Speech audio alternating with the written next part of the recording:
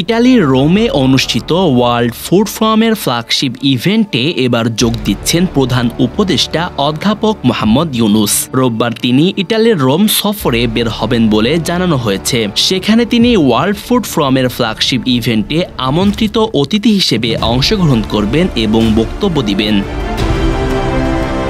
প্রধান উপদেষ্টা ও তার সফর সঙ্গীদের বহনকারী বাংলাদেশ বিমানের একটি ফ্লাইট রোববার সকাল 11:30 হযরত শাহজালাল আন্তর্জাতিক বিমানবন্দর থেকে রোমের উদ্দেশ্যে যাত্রা করেছে। গত বুধবার বেইলিওডে ফরেন সার্ভিস একাডেমিতে এক ব্রিফিংয়ে প্রধান উপদেষ্টার প্রেস সচিব শফিকুল আলম এই সফরের বিষয়ে জানিয়েছিলেন। শফিকুল আলম জানান, ফোরামের মূল অধিবেশনে অধ্যাপক ইউনুস আমন্ত্রিত অতিথি হিসেবে ভাষণ দেবেন। এছাড়াও তিনি ইটালির প্রধানমন্ত্রী জর্জিয়া মেলোনি এবং বিভিন্ন আন্তর্জাতিক সংস্থার প্রধানদের সঙ্গে বৈঠকে অংশ নেবেন।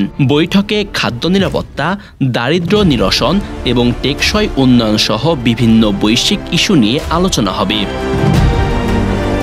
প্রেস সচিব আরও জানান, স্বল্পোন্নত দেশ থেকে উত্তরণের প্রস্তুতি বিষয়ে উচ্চ পর্যায়ের পর্যালোচনা সভায় ভিসা জটিলতা ও সমাধান নিয়ে আলোচনা হবে। পাশাপাশি দেশের 9টি রেজিম কোম্পানি দ্রুত অবসায়ন করা হবে।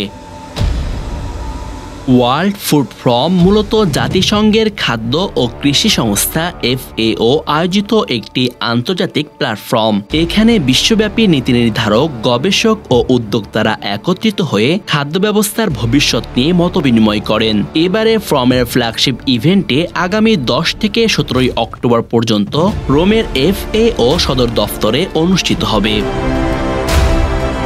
প্রধান উপদেষ্টা অধ্যাপক মোহাম্মদ ইউনুসের রোম সফর শুধুমাত্র ওয়ার্ল্ড ফুড ফোরামে অংশগ্রহণই নয়, বরং এটি আন্তর্জাতিক অঙ্গনে বাংলাদেশের সক্রিয় কূটনৈতিক ভূমিকা এবং বৈশ্বিক খাদ্য ও উন্নয়ন ইস্যুতে দেশের অবদান প্রদর্শনের একটি গুরুত্বপূর্ণ দিক। এই সফরের মাধ্যমে খাদ্য নিরাপত্তা, দারিদ্র্য নিরসন ও টেকসই উন্নয়নে বাংলাদেশের অবস্থান শক্তিশালী হবে এবং আন্তর্জাতিক সহযোগিতা বৃদ্ধিতে নতুন দিক উন্মোচিত হবে।